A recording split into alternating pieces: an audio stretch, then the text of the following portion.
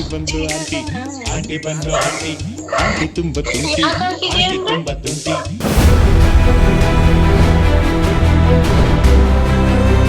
ಮೂವತ್ತರ ಆಂಟಿಯ ಬೆತ್ತಲೆ ದೇಹಕ್ಕೆ ಮನಸೋತಿದ್ದ ಯುವಕ ಕಾಮವನ್ನೇ ಪ್ರೇಮವೆಂದು ನಂಬಿದ್ದ. ಚಾಲಾಕಿ ಆಂಟಿಯ ಕಾಮದ ಬಲೆಗೆ ಸಿಲುಕಿ ಅದನ್ನೇ ಪ್ರೀತಿ ಎಂದು ನಂಬಿಬಿಟ್ಟಿದ್ದ. ಈತನೊಂದಿಗೆ ಕಾಮದಾಹ ತೀರಿಸಿಕೊಂಡಿದ್ದ ಆಂಟಿ ಮತ್ತೊಬ್ಬನ ಜೊತೆ ನಿಶ್ಚಿತಾರ್ಥಕ್ಕೆ ಮುಂದಾಗಿದ್ಲು. ಈ ವಿಚಾರ ತಿಳಿಯುತ್ತಿದ್ದಂತೆ ಬಾಳಿ ಬದುಕಬೇಕಾಗಿದ್ದ ಯುವಕ ಹೆಣವಾಗಿ ಹೋಗಿದ್ದ. ಏನಿದು ಆಂಟಿ ಕಹಾನಿ ಅಂತೀರಾ? ಈ ಸ್ಟೋರಿ ನೋಡಿ.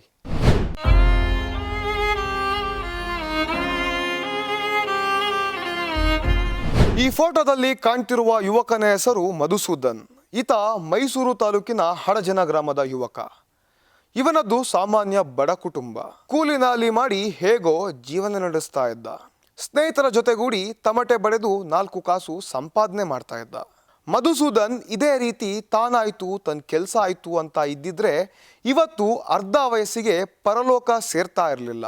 ಹದಿಹರೆಯದ ವಯಸ್ಸಿನಲ್ಲಿ ಆಂಟಿಯ ಪ್ರೇಮದ ಪಾಶಕ್ಕೆ ಸಿಲುಕಿ ತನ್ನ ಅಂತ್ಯವನ್ನ ತಾನೇ ಕಂಡುಕೊಂಡಿದ್ದಾನೆ. ಒಂದು ಹಡ್ಜನ್ದಿಂದ ಮಾತಾಡ್ತಿರೋದು. ನನ್ನ ತಮ್ಮ ಬಂದು 20 ವರ್ಷ, ಆ ಹುಡುಗಿಗೆ ಬಂದು 29 ವರ್ಷ 30 ವರ್ಷ. ಅವಳು ಟೈಲರಿಂಗ್ ಏನೋ ಮಾಡ್ತಾಳೆ ಹುಡುಗಿ ಅವಳು. ಇವನು ಮಾಮೂಲಿ ಎಲ್ಲರ ಥರ ಪ್ಯಾಂಟ್ ಇಡ್ಸೋದು ಶರ್ಟ್ ಇಡ್ಸೋದು ಹಂಗೆ ದಿನ ರೀತಿ ಹೋಗೋದು ಬರೋದು ಮಾಡ್ತಾ ಇದ್ದ.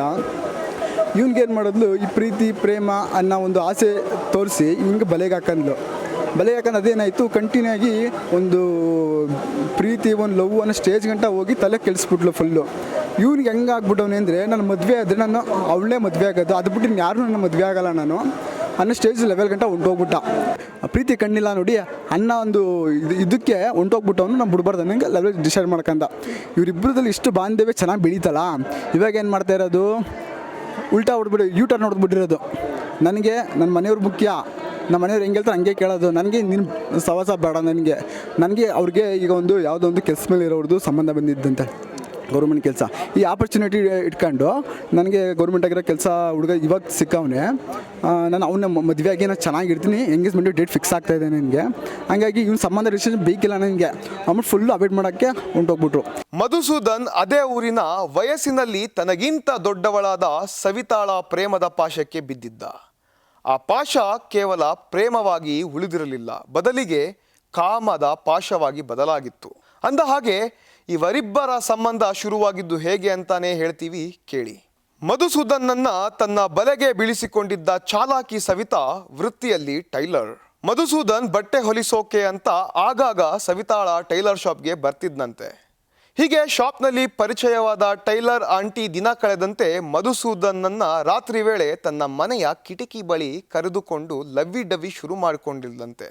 ಈ ಪ್ರಣಯ ಪಕ್ಷಿಗಳ ಆಟ ಇಷ್ಟಕ್ಕೆ ನಿಲ್ಲಲಿಲ್ಲ. ಕಿಟಕಿ ಹತ್ರ ನಡೀತಿದ್ದ ಲವ್ವಿ ಡವ್ವಿ ಟೈಲರ್ ಆಂಟಿಯ ಮನೆ ಪಲ್ಲಂಗದವರೆಗೂ ಬಂದಿತ್ತಂತೆ.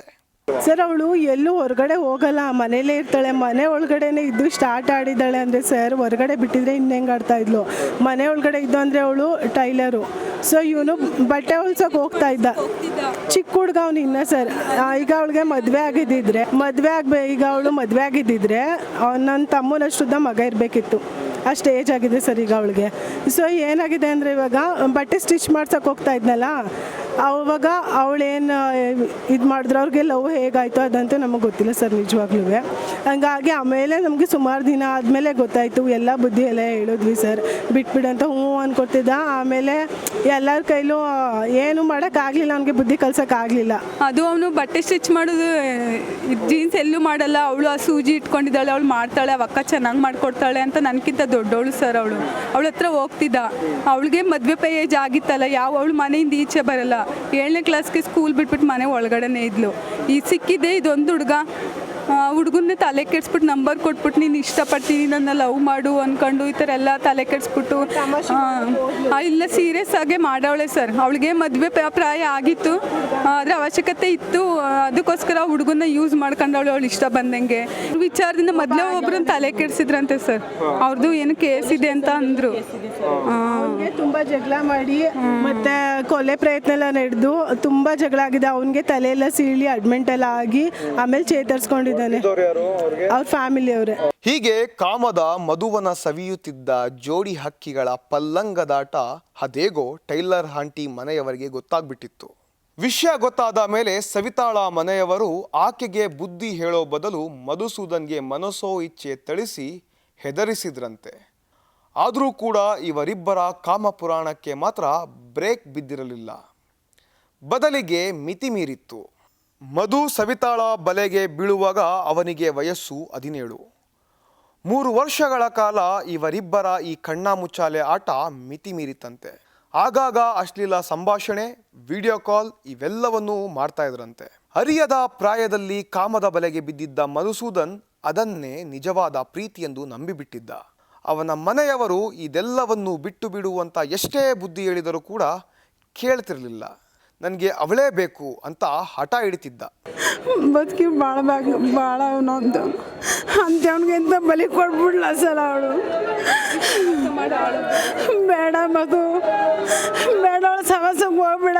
ಮೊದಲೇ ಒಂದು ಹುಡುಗನ್ಗೆ ಹಂಗೆ ಮಾಡಿ ಅವಳು ತಲೆ ಎಲ್ಲ ಹೊಡಿಸಿ ಈಗ ಬಿಡುಗಡೆ ಮಾಡಿದ್ರು. ನಿನಗೂ ಹಂಗೆ ಮಾಡಿಸ್ದಾಳ. ಬೇಡ ಮಧು, ಅವ್ವ ನಿನಗೆ ಗೊತ್ತಿಲ್ಲ ಕಣವ, ನಾನೇನು ಅವಳು ಇಷ್ಟಪಡ್ತೀನಿ ಅಂತ ಇಷ್ಟಪಡ್ಲಿಲ್ಲ.